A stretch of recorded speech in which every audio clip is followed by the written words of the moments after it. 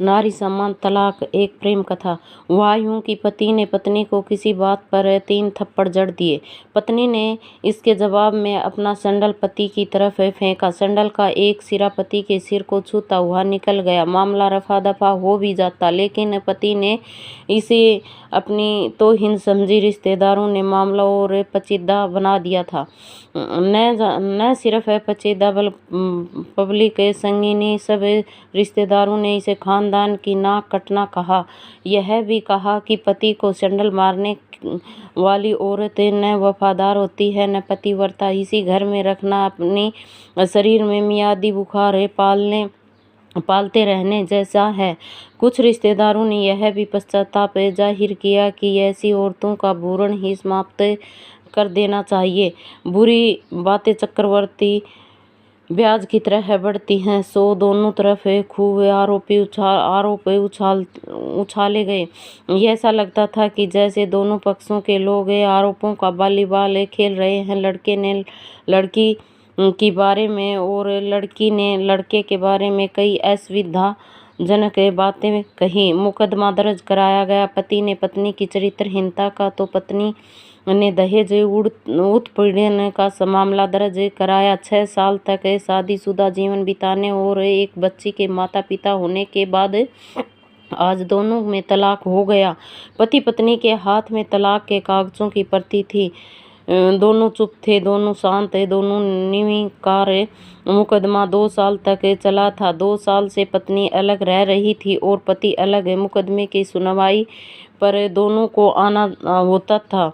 दोनों एक दूसरे को देखते जैसे चकमक पत्थर आपस में रगड़ खा गए हों। दोनों गुस्से में होते। दोनों में बदले की भावना का आवेश होता। दोनों के साथ रिश्तेदार होते जिनके हमदर्दियों से जरा जरा विस्फोटक पदार्थ भी छुपा होता।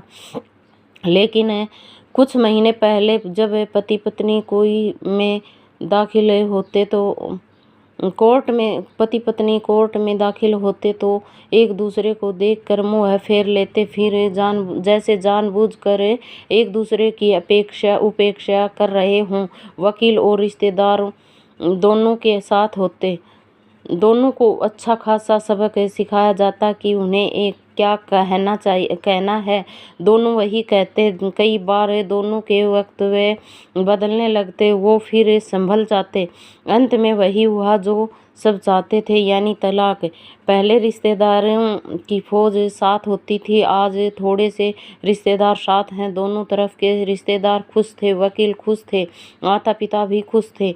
तलाक शुदा पत्नी चुप थी और पति खामोश था। यह महज इत्तेफाक ही था कि दोनों पक्षों के रिश्तेदार एक ही टी स्टॉल पर बैठे कोल्ड ड्रिंक लिया।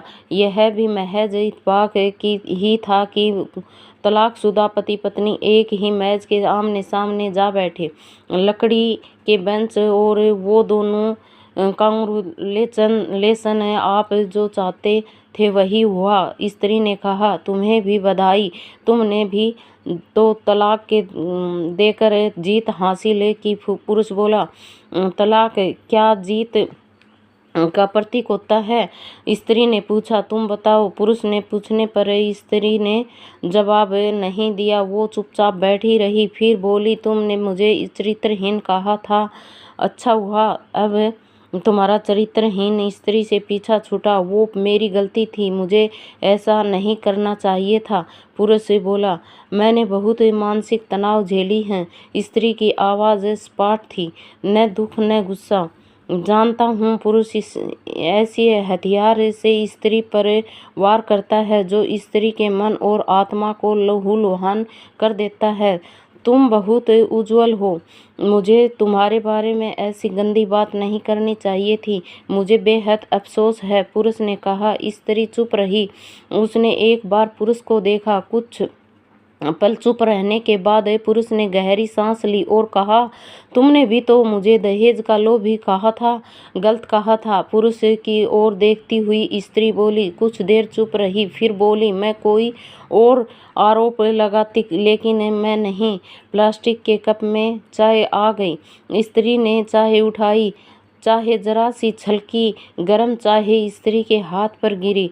रस्सी की आवाज़ निकली। पुरुष के गले में उसी क्षण अहो की आवाज़ निकली। स्त्री ने पुरुष को देखा। पुरुष स्त्री को देखे जा रहा था।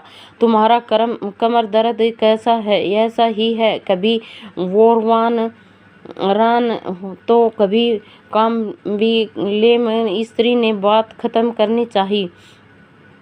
तुम एक्सरसाइज भी तो नहीं करती, पुरुष ने कहा तो स्त्री फीकी हंसी हंस दी। तुम्हारे अस्थमा की क्या कंडीशन है?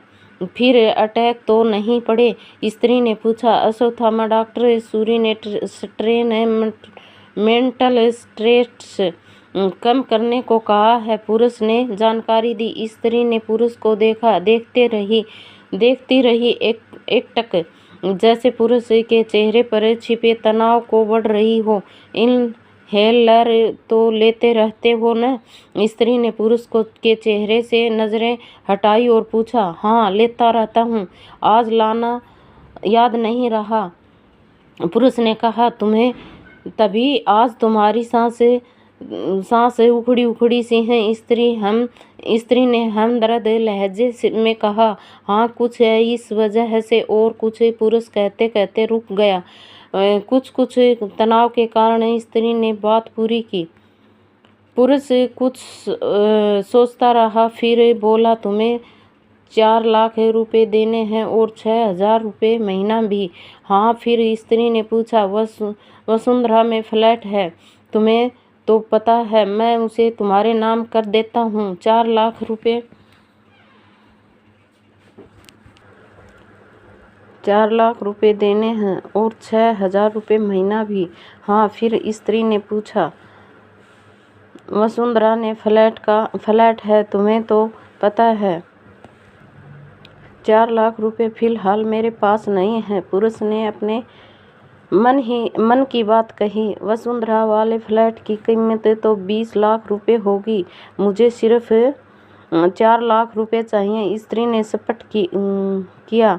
बिटिया बड़ी होगी, 100 खर्च होते हैं, पुरुष ने कहा। वो तो तुम 6,000 रुपये महीना मुझे देते रहोगे? स्त्री बोली। हाँ, जरूर दूंगा। 4 लाख है, अगर तुम्हारे पास नहीं है तो मुझे मत देना, स्त्री ने कहा। उसके सबर में पुराने संबंधों की गरज थी।